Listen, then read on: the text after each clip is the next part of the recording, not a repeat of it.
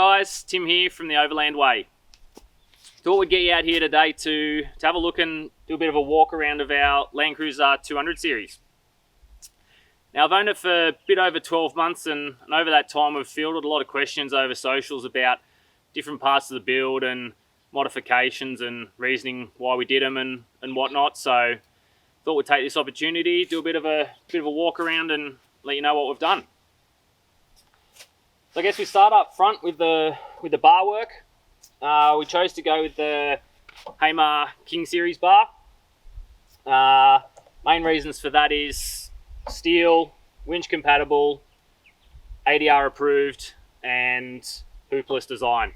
Now I really wanted to go the hoopless design. Hope I don't regret this if I get an animal strike somewhere down the track, but I love the look of these bumper replacements. This one in particular follows the lines of the car really nicely, so yeah, really happy with this bar, and we're actually fortunate enough to get the first King Series bar on a 200 series in Australia. So thanks to Hamer for sorting that out for us, and really love the bar. So it's got LED lights either side, obviously, factory headlight washers, factory sensors in there. So it's a perfect bull bar. For winch, we've gone the Runva 11 XP, Dyneema rope, IP67 rating, so it's basically waterproof. I've run a Runva in a previous vehicle, never had a problem with it, so choosing another Runva was easy to do. So used it a couple of times, just mucking around, playing around, doing a bit of off-roading, so worked really well, so can't complain with that whatsoever. Lights on the bar, we've gone for these Raptor 150mm LEDs. Didn't want to go a really big design, so these are a smaller design. They do offer a size up from this, but wanted to go the smaller ones. I didn't want to take away from the front, as I said before. I really like the front of the 200 series from standard, so I didn't want to have too much going on up front. One of the only downfalls of having these bumper replacement bars is they don't give you a lot of mounting room for accessories on the front of the bar.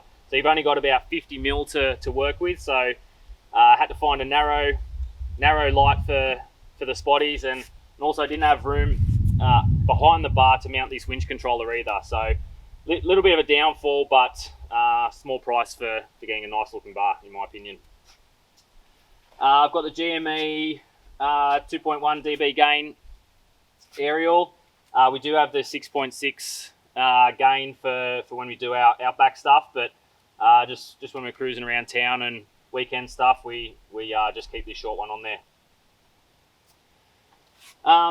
Under the bonnet, haven't really done too much. We have done the Safari snorkel. Main reasons for those, obviously, higher air intake, get the cleaner air from up there instead of having the dusty air barreling around in your engine bay, and obviously for water crossings and whatnot, if you don't want to get any air ingest into there. So and the main reason for the Safari was I do want to pair it with the Safari ECU down the track. So I'll do that soon, but just not quite sure when. So also got our second battery under here, which is the Century 120 amp hour AGM. Now that's fed by Red Arc BC DC charger, and we can also do solar input if we need to. So that was pretty important if we are base camped for somewhere for a while. Other engine stuff, we've done this is all basically just precautionary stuff. I've done the Provent catch can to avoid those dirty intake manifold issues that you hear about. So I end up getting about 30 mils every 7,500 Ks. So it's good to dump that oil out instead of having it go back into your intake. So that's a no-brainer in my opinion, and it was done within a couple of weeks of us purchasing this. We've also done the secondary fuel filter. Same reason, these are known to have a couple of injector problems. So just trying to eradicate those issues for down the track, or if we're out in remote areas, you pick up dirty fuel. So having that secondary filter, a little bit of help there. And we've also done the Unifilter foam filter, the high dust foam filter. That's an oiled filter, so that we found works really well with the factory airbox. So we've done the Darling River run and the Flinders Ranges where it's been super dusty, and did not have one spot on the engine side of the airbox. So as far as I'm concerned, that's a cheap and really good way to stop those dusted issues that you do hear about in the Toyotas. That's about it for up the front. So I guess we can move to the side and go through wheels, tyres and suspension. Alright, so for wheels and tyres, we chose to go with King Quake 18x8. Kept the 18 inch. You do need to go at least that big to fit over the brake calipers. So stuck with the 18s. Main reason for the Quakes was they are super easy to clean. They look good, and one of my pet hates is cleaning wheels. So I wanted to get something that was simple and quick and easy to clean. So they fit the bill pretty well. Now we've wrapped them in BF Goodrich KO2s, 285/65 R18s. Have run these on a number of cars before and always been happy with them. They are a firmer compound, so not as good on rocky stuff, but good wear on the tarmac, and not too noisy either. So you do get good mileage. So if you're concerned about that, some of the other mud terrains and softer compounds, they can chew out really quickly. So I think the BF KO2s are a really good compromise. Now, one of the main questions we get is, what suspension have we done? Now, I've lifted the front 50mm via lifted King Springs and got Bilstein shocks all round on them, but only lifted the front 50mm because I hate the nose down appearance. So lifting it in the front, not the rear. The rear is helped out with airbags for when we are towing and fully loaded. So got Airbag Man airbags with the Kevlar sleeves. So that helps out in the rear and really stiffens it up when you're towing. So I think this combination works really well for what we want in terms of capability and sort of being aesthetically pleasing as well.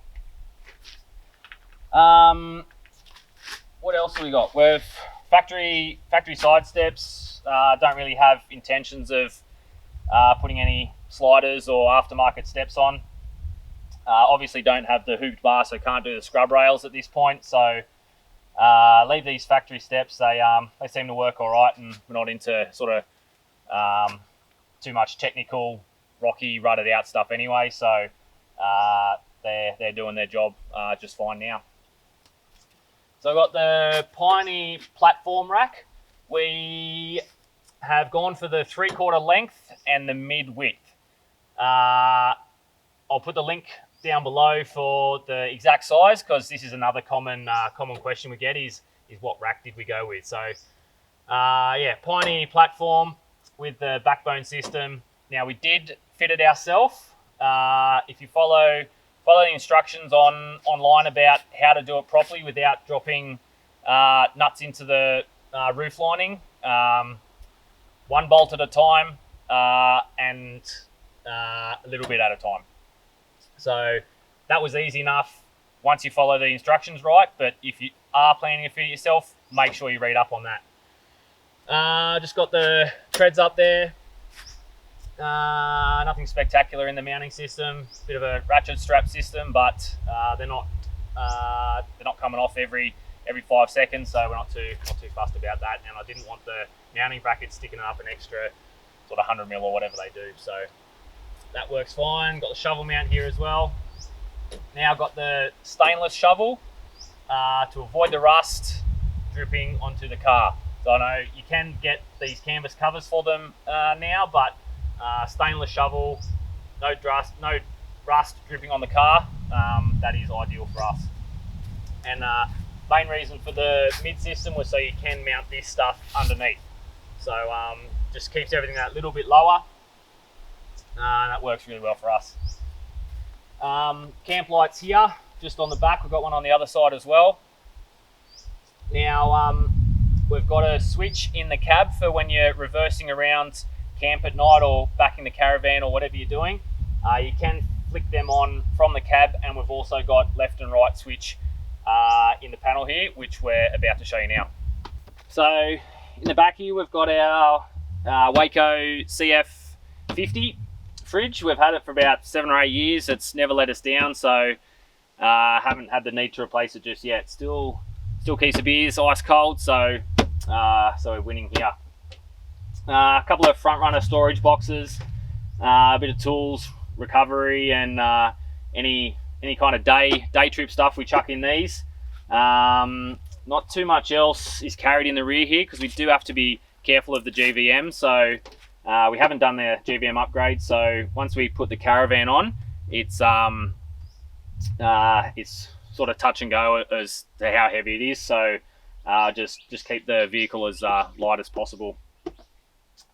Got our switches and 12 volt accessories down the back here, charging station. So we've got four USB ports and two 12 volt sockets as well. So we've also got a feed for the fridge and a feed for the air compressor as well on these Anderson plugs. Got a voltage meter as well, make sure everything's at the right levels. Got our left and right camp light switch, and also light up here for working on the tailgate at night. It's only a small light, but puts out plenty of light and is really handy at night time. Also got a spare switch there for something if it's needed in the future. Also down here we've got our DO35 receiver. Now this is probably the only way to go in terms of off-road hitches. Full 360 degree articulation, so pretty safe as well if you do happen to have a rollover. It's not going to pull your car with you, so super convenient to get on and off too. So yeah, that's a pretty straightforward choice there. So we've got our 12-pin plug for the caravan. Also got the red Anderson plug there is for the feed for the solar for the second battery. Run it through the BC-DC charger. Left and right air valves for the airbags, and also the feed for the caravan, the Anderson plug there for charging off the 200. That setup may not look the neatest from the back. It looks like there's a bit going on, but didn't want to hide it too much because it is a pain in the butt to try and get underneath to find anything if it is covered in dirt and grit and sand and whatever. So keeps everything relatively clean there and easily accessible. Also with the Toyota cage here, we got that from the factory. Now we did have the third row seats in there and took them out as soon as we got home. So I don't know if any of you have got the Toyota cargo barrier in there. You will know once you remove those third row seats, the bracket system to hold the top of the cargo barrier is pretty stupid.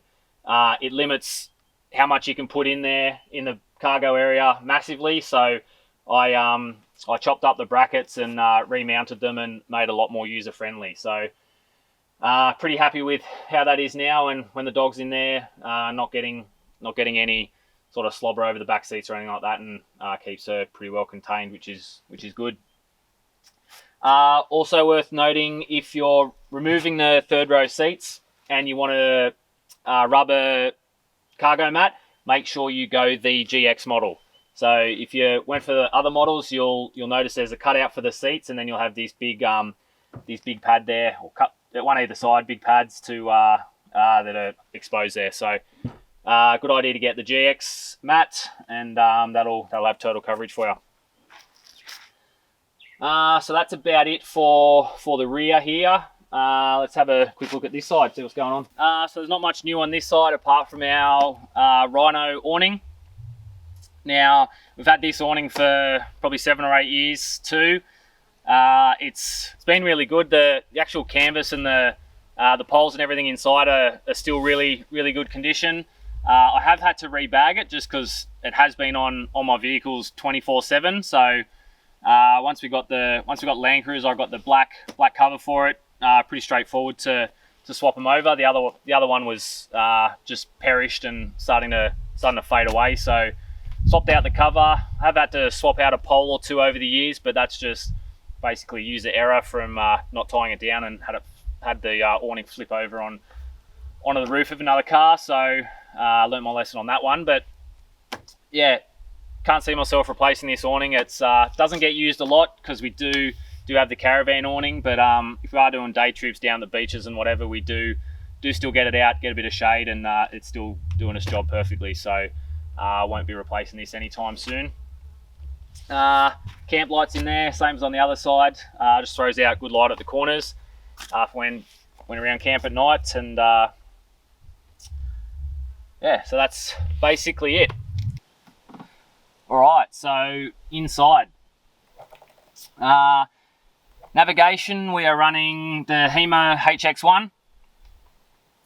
We have run the HEMA app in the past on the iPad, but wasn't totally happy with that. I mean, it was an older download that we used to run.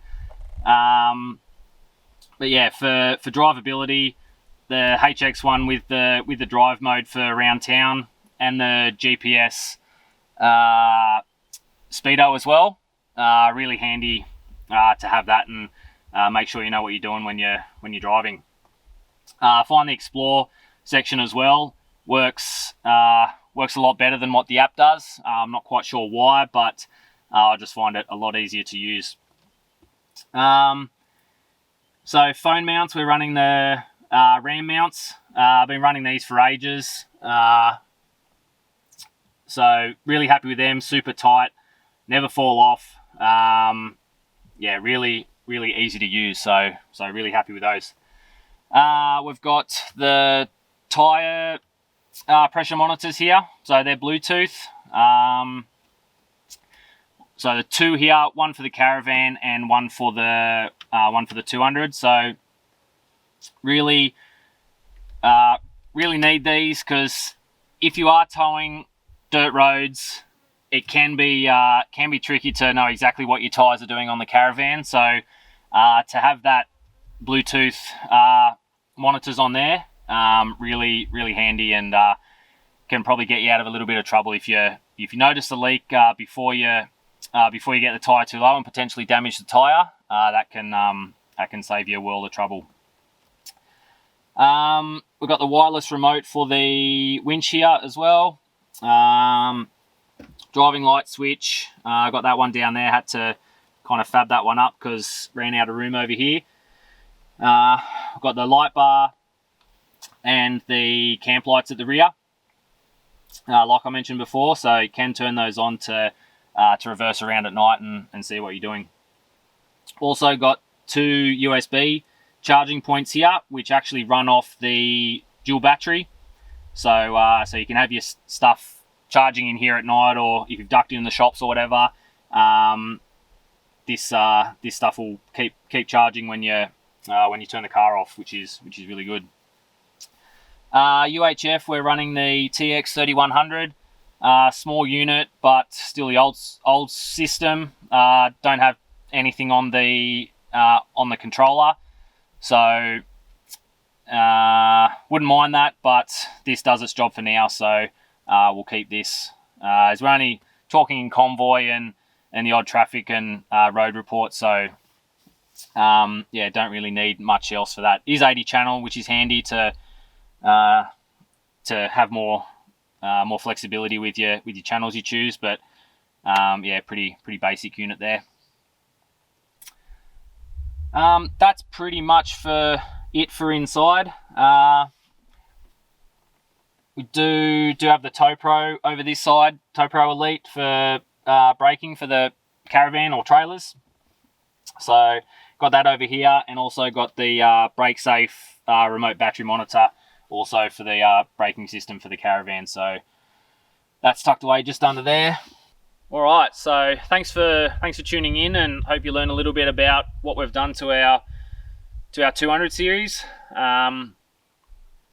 We are going to try and do a few more videos once we're back on the road, and document our travels, and also the odd product review and a bit of gear testing as well. So stay tuned for that. If you like the sound of that, hit subscribe. Also follow us on Instagram at the Overland Way.